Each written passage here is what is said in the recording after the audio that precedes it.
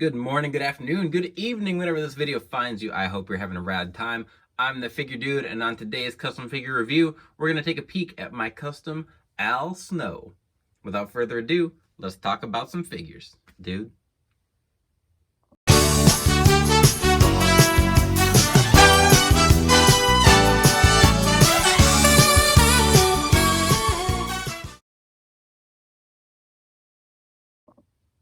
All right, we are back with the, most popular member of the Job Squad. I think when people think of the Job Squad, they think of Al Snow. Just off the top of my head, I want to say Hardcore Holly was in it. I remember Too Cold Scorpio being in it briefly, and was Steve Blackman? Man, I don't remember exactly. Really, when I think of Job Squad, I think of Al Snow. And if you didn't watch during the Attitude Era or haven't gone back and watched, the Job Squad was a bunch of guys who were jobbers, and they made a whole gimmick out of showing up, getting squashed, and leaving, just being jobbers. And it was, it's kind of like an inside thing, but also they did a good job getting it over with people that might not have been in the know, like me. I thought they were funny. So this Al Snowhead is from a Classic Superstars figure, and this is another. So a lot of these Classic Superstars figures that I use for customs, I don't pay full like market or secondary market price because they are expensive to track down a lot of these. So if you do see a lot of these Classic Superstars heads, it's because I got them really cheap. I got them in a lot. I got them in a deal, something like that, where I'm not spending a butt ton of money to get their head scans. So this one, I really like the head scan. It's a little big for my liking. You see just the hair. It's kind of big on Al Snow, but I've worked with worse, so not a huge deal. Again, the shirt is from Threadhead Custom Clothing.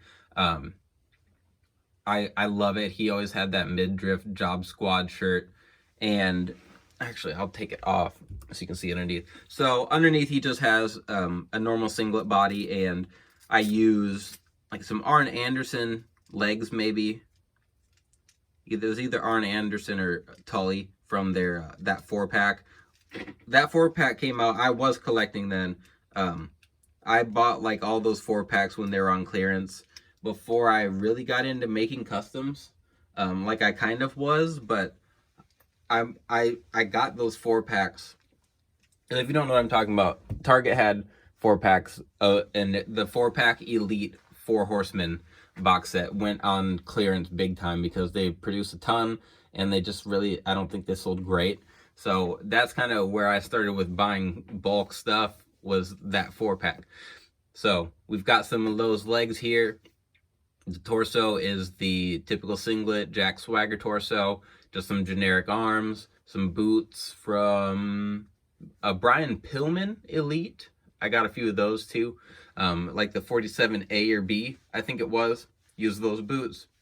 You can see, like right here is up painted blue, but other than that, I didn't really do anything to the torso because I knew I was going to be putting the shirt on it. So I don't want paint rubbing off on the shirt. I don't want the shirt to rub off any paint. So I tried to limit how much I used. Really, my focus was just making sure he had the cool head scan, making sure that he had the shirt, and just I wanted you to be able to look at it and know that's Al Snow. And I think this figure gets that job done. I do have a Hardcore Holly that I've done, a Hardcore Holly custom, but I don't love it. So that is one that I like have on my to-do list already. I'm going to completely redo that the way I did with some other figures I have. And eventually, like I do with everything, I will fill out the whole crew, the whole Job Squad. But I will have to Google first to see who all was in it. I don't have a Too Cold Scorpio at all. I don't think he got a Classic Superstar. He had a original San Francisco Toy Maker figure when he was in ECW, I believe. I wasn't very familiar with those. I never saw those as a kid. Maybe like once or twice, but I never saw them. I had like one one of those ECW figures, and I don't even remember which one it was. I just know that I had bought one once, so I had like the card back that showed all of them on there, and I basically had none of those. Like I never saw those. So I think Too Cold Scorpio got one. Flash Funk, when he was Flash Funk in the New Gen era, he did get a couple of Bone Crunchers. But those heads are really dark skin tone, and he's not really dark. He's light skinned. So I might use those. I mean, the head scan's not great, but I'll probably look around, just find a head cast. Make it Too Cold.